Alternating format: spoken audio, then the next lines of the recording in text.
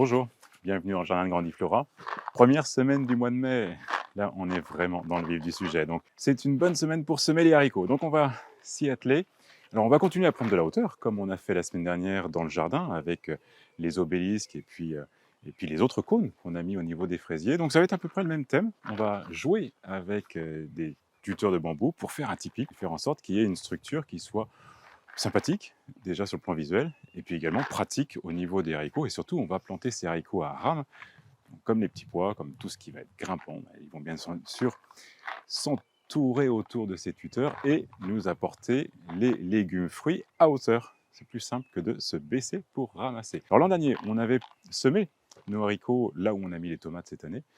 Et c'est la raison, elle est dans cette approche de rotation de culture, de faire attention à ne pas trop épuiser le sol avec les mêmes plantes qui peuvent toujours puiser les mêmes ressources. Donc voilà, c'est le jeu de rotation. On va également continuer à jouer dans ce même esprit.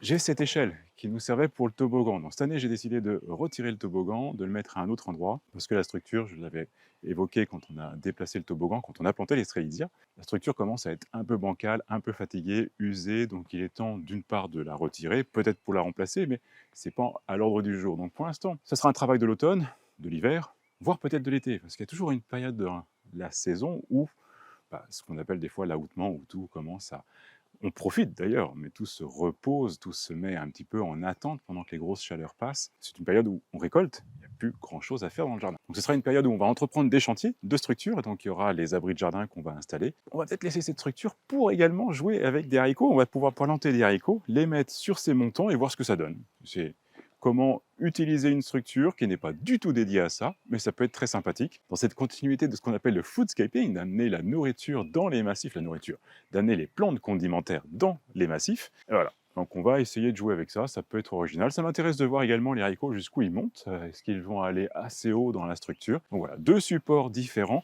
mais prenons de la hauteur avec les haricots. Alors l'an dernier, je vous l'avais expliqué, l'avantage du tipi, comme je le disais en introduction, ça va être de faire grimper les plantes, d'avoir de la hauteur et de récolter bien entendu les haricots à hauteur. Mais il y a un deuxième intérêt. Alors, on a parlé de jeu tout à l'heure, à jouer avec l'escalier du toboggan. L'an dernier, on avait ouvert beaucoup plus large la structure typique, ce qui fait que vous pouvez créer une structure où les enfants peuvent se faufiler dedans. Donc voilà, si vous avez cette possibilité de faire quelque chose avec des bambous un petit peu plus grands, là j'ai pris des bambous de 2,10 m, prenez des bambous de 2,50 m, 3 m et faites de vrais tipis.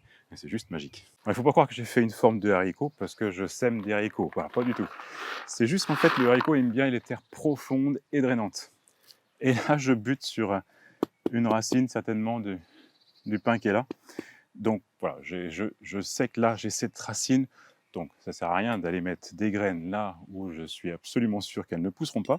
Par contre, arrive ici, le sol redevient profond. Vous les semez bien entendu tout autour. Ça peut être à l'extérieur comme je fais, tout comme ça peut être à l'intérieur.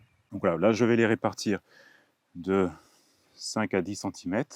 Je vais les enfoncer dans le sol de 3-4 cm avec un petit peu de terreau. Alors l'an dernier, je les avais semés venant de la même boîte, mais début avril. J'ai pas eu de résultat. Il y en a un seul qui a germé. Donc je suis parti sur le principe que je les avais semés trop tôt. Il faut quand même s'assurer que la température matinale commence à être autour de 10 degrés pour être sûr qu'il y ait une bonne levée. Donc j'ai assumé que c'était le semis qui était vraiment trop précoce.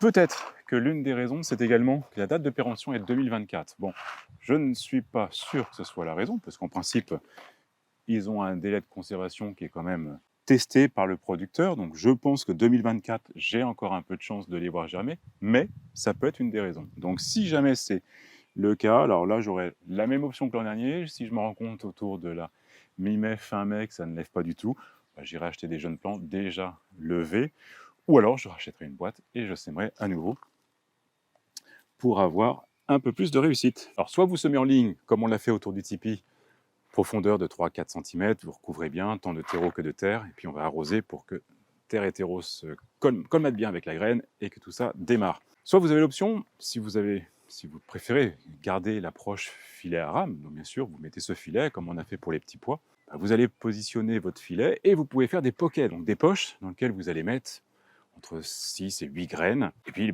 les graines vont se faire concurrence, se développer et puis s'installer sur votre filet. Alors ici, on va faire exactement la même solution. On va planter nos haricots en pocket, donc en petites poches, en groupe, même chose, 3-4 cm de profondeur. Et puis, en espérant qu'ils se développent bien et puis ils viennent chercher les marches et on continuera à les guider pour être sûr qu'ils viennent se positionner. Alors, j'ai pas envie de mettre de fil à rame entre les marches pour pas ramener un autre élément, une autre matière. Peut-être que j'ai tort, on verra comment ça se développe. Mais je pense qu'ils vont trouver leur chemin et puis sinon on les guidera pour faire en sorte qu'ils grimpent le plus haut possible. Au niveau de mon environnement, j'ai cette allée qui partait de l'abri de jardin jusqu'à la maison et que petit à petit, je retire au fur et à mesure où je trouve un chantier qui s'implante là où est l'allée. Alors, c'était le cas du Strelitzia il y a 2 mois. Donc là, aujourd'hui, on va pas la retirer parce qu'en fait, c'est quand même un certain chantier. Donc on fera ça un petit peu plus tard. Donc comme tout chantier, voilà, on fait du ménage au début du chantier. Là, ça a été de retirer tout ce trèfle qui s'est gentiment développé.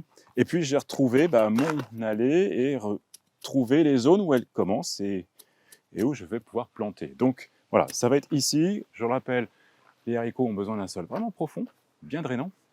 Donc ça devrait le faire ici. Puis je ne peux pas aller trop sur ce montant-là, parce que là, par contre, lui, il est positionné sur l'allée. Donc là, je ne pourrais pas en planter ici.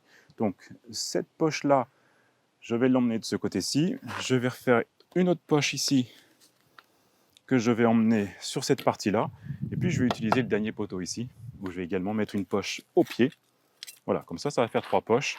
J'ai encore pas mal de haricots, mais je vais exagérer la quantité cette année volontairement, parce que 2024, c'est l'année prochaine, et il est temps de passer à une nouvelle boîte. Voilà, j'avais dit que je mettrais tout, mais il me reste encore un petit peu quand même. Et ce qui est pas mal, parce qu'en fait, si elle lève bien, en fait, je vais pouvoir ressemer d'ici 15 jours, 3 semaines, pour avoir une récolte qui va s'échelonner un petit peu plus dans le temps. Donc voilà, garder une petite réserve, c'est pas mal. Mais sinon, il faut quand même que je les finisse cette année. Je vous retrouve demain pour la partie jardin. Autrement, les autres tâches qu'il y a à faire dans le potager, bien entendu, ça va être de continuer à aérer tous les petits semis qu'on a pu faire. On va également désherber, parce que ça y est, la partie mauvaise herbe s'installe bien dans le potager. Mettre du paillage là où je peux mettre autour des pieds de courgettes, des petits pois, buter également les petits pois. Enfin voilà, il y a encore pas mal de tâches. Il y a encore pas mal de tâches, pardon.